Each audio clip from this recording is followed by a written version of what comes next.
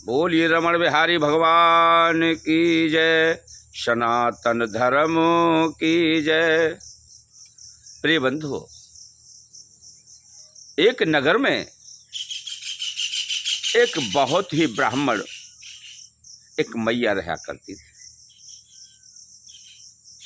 जो आयु में बहुत वृद्ध थी। दांत भी उकड़ चुके थे।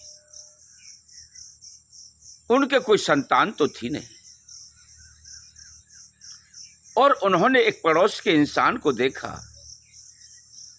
कि अपने दादा लाई संपत्ति को सबको बेच करके व्यसनों में लुटा दिया, बर्बाद कर दिया। तो बूढ़ी माताजी थी, उनके हृदय में एक भाव उत्पन्न हुआ कि उसी नगर में एक बांके बिहारी जी का मंदिर था, और वहां के जो महंत थे वह भी ब्राह्मण कुल से थे। तो उस मैया ने अपने गांव की पंचायत को बुलवाया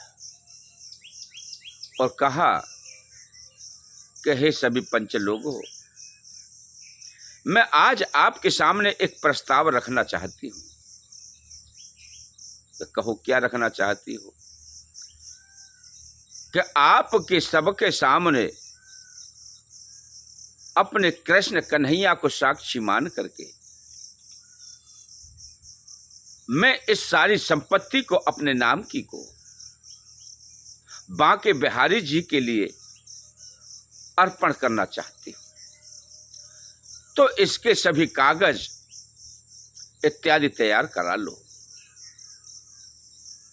और मुझे इसके बदले में कुछ नहीं चाहिए। मेरे पास मकान है, वस्त्र आदि हैं, केवल मेरे वृद्धा अवस्था के लिए 2 वक्त का भोजन चाहिए, जो कि श्री बांके बिहारी जी को भोग लगे इस मंदिर में। वह भोग मुझे मिलता रहे, बस इतनी सी मेरी मांग है। इस प्रस्ताव को लेकर के पंचों ने महंत जी के पास रखा। तो महंत जी बड़े प्रसन्न हुए कि इतनी संपत्ति मुझे मिल रही है, कोई बात नहीं, ये सेवा आश्रम की ओर से, मंदिर की ओर से चलती रहेगी। स्वीकार कर लिया और मैया वहीं रहने लगी। जब बांके बिहारी जी का भोग लगा तो पहले दिन दोपहर का दूध का भोग लगा। दूध का भोग लगाने के बाद में उस पंडा जी ने तभी से चतुराई शुरू करना प्रारंभ कर दिया, जो कि ये तय था कि पहले बांके बिहारी जी का जो भोग लगेगा वो मैया को जाएगा। उन्होंने उसमें से कुछ कट कर लिया और जाकर के उस मैया को दिया। तो मैया उस दूध को पीने लगी। पोपली मैया थी और अपने मुंह को चबा रही है।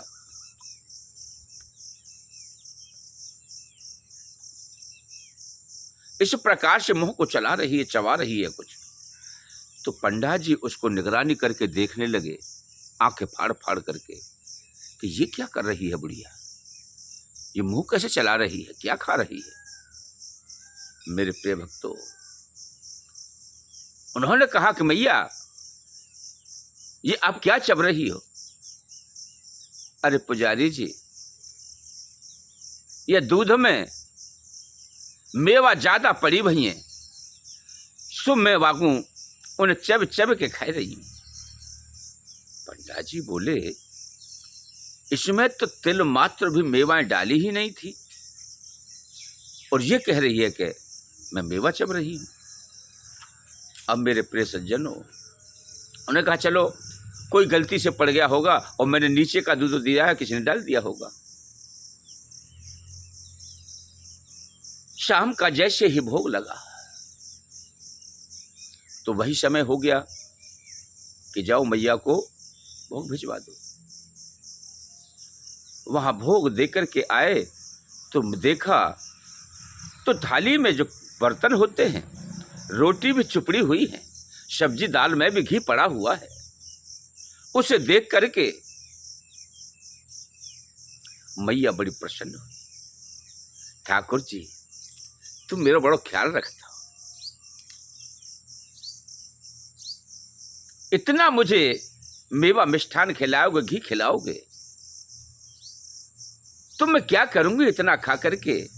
अरे मेरे शरीर के क्या पुरवन्ने हैं, किस काम आएगा शरीर? मुझे तो हिदाता रूखा सूखा जैसा हो वैसा अपना शीत प्रसाद मुझे देते रहे। उधर जो पंडा जी थे उन्होंने देखा कि मंदिर के परिसर में जो सामग्री की कोठरी है उसमें से घी भी खत्म होता चला जा रहा है और मेवाएं भी खत्म होती चली जा रही है।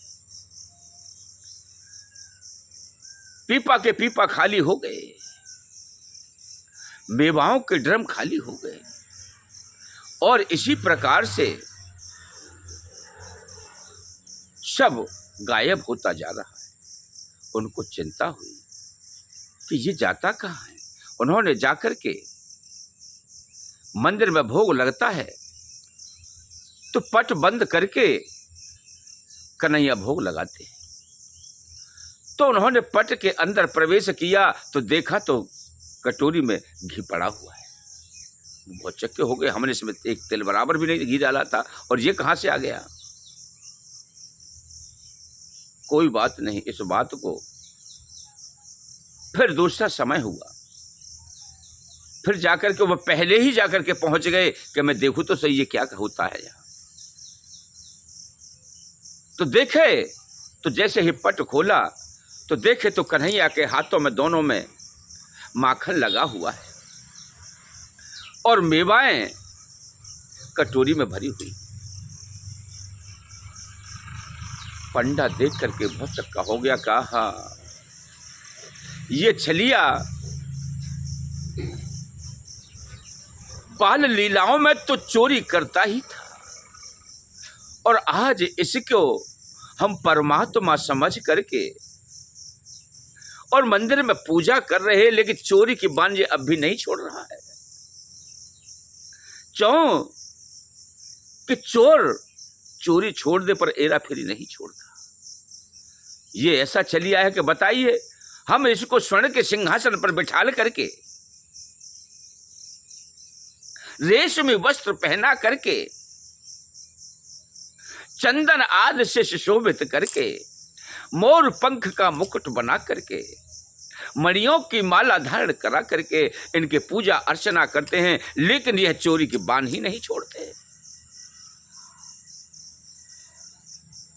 आहा, कन्हैया का पुतला जरूर है लेकिन वह सब सुन रहे हैं और उस मैया की सेवा के लिए अपना सब कुछ अर्पण करने के लिए तैयार है। पंडा जी ने पंचायत बुलाई। उन्होंने कहा कि इस बुढ़िया को यहां से हटवाओ, क्योंकि ये तो सब गोदाम खाली कर देगी, इस पर हटेगी कैसे। इस पर इसलिए कुछ आरोप लगाओ, लांछन लगाओ, जिससे कि ये अपने आप ही चली जाएगी, सांप में मर जाएगा और लाठी भी नहीं टूटेगी। पंचायत इकट्ठी की तो पंचायत में कहा उन्होंने कि भाई ये बुढ़िया है ना, इसको यहां से हटाओ। कि ठीक है भैया, अपने आप हट जाएगी, इसकी सेवा नहीं होगी तो।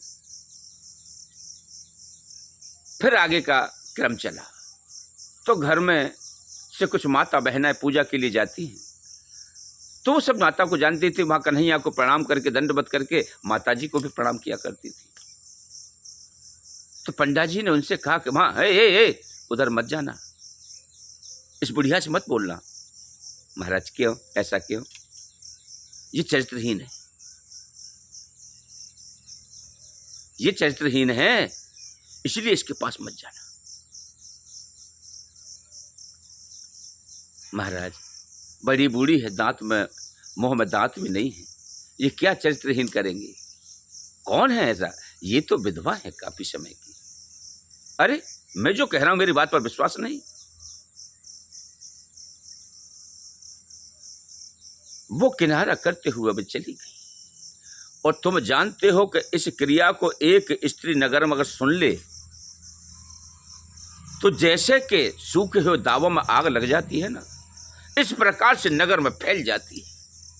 इसी प्रकार से वो बात भयानक बन गई और सारे नगर में क्षेत्र में प्रचलित हो गई। और तो बोले कि ये तो पुजारिन जो मैया बूढ़ी है, उसने बुढ़ापे में आके उसने किसी पति को कर लिया है। पंचायत इकट्ठी की, पंचलोक आए, उनके सामने प्रस्ताव रखा, पंडित जी को बुलाया गया। जब इस बात के विषय में पूछा कि कौन है जिसको जिसने कर रखा है, तब पंडित जी ने बताया कि मेरे पंचो, जो मेरे ठाकुर जी है बांके बिहारी हैं, हम 24 घंटे दिन रात उनकी सेवा में लगे रहते हैं और इस बुढ़िया ने उन्हें पति बना लिया है। सो यह पति इस बुढ़िया के लिए माखन मेवा चोरी किया करते हैं और वहां तक पहुंचाते हैं। अब तो मेरे प्रिय सज्जनों, इस बात को देख करके भाव बेहोर हो करके पंडित जी अश्रुधार भर करके रोने लगे। जो सारी पंचायत थी गर्दन को नीचे डाले हुए अपने नेत्र कमलों से आंसुएं बहा रहे हैं। करुणा से हृदय गद गद हो गया और कहा कि ठीक है भैया, हम इस मैया को अपने नगर में ले जाएंगे और अपने यहां पर जाकर के अच्छा अच्छा भोजन कराएंगे। तो मैया ने कहा कि भैया मैं चलूंगी, थोड़ा मुझे अपने पति के पास, जब इन्होंने पति ही बना दिया है तो मैं उनसे कुछ अरदास करूंगी, आप जाइए मैं आ जाऊंगी। जब सभी लोग चले गए, शाम का भोग लगा और मैया वहीं बैठ करके उनका चिंतन मनन भजन करने लगी। उन्होंने कहा कि हे प्रभु, अब मैं किसी के हाथ का भोजन पाऊंगी ही नहीं। अगर मेरे पति हो आप, आपने मुझे पत्नी के रूप में स्वीकार किया है, तो मुझे आपके द्वारा ही भोजन करना पड़ेगा, आपको खिलाना पड़ेगा। रात्रि का समय हो गया, पट बंद हो गए, सब पंडा पुजारी चले गए और वह मैया द्वार पर बैठी हुई भगवान श्री कृष्ण के श्री चरण कमलों में पुकारने लगी, कहे गिरधर गोपाल। कन्हैया जी के कानों में उस माता की आवाज पहुंची और कन्हैया कपाटों को खोलते हुए बाहर निकल के आए और मैया ने जैसे ही उनका दर्शन किया, उन्होंने कहा जय श्री कृष्ण। उसी समय उनके प्राणों का अंत हो गया। बोलिए गोविंद भगवान की जय।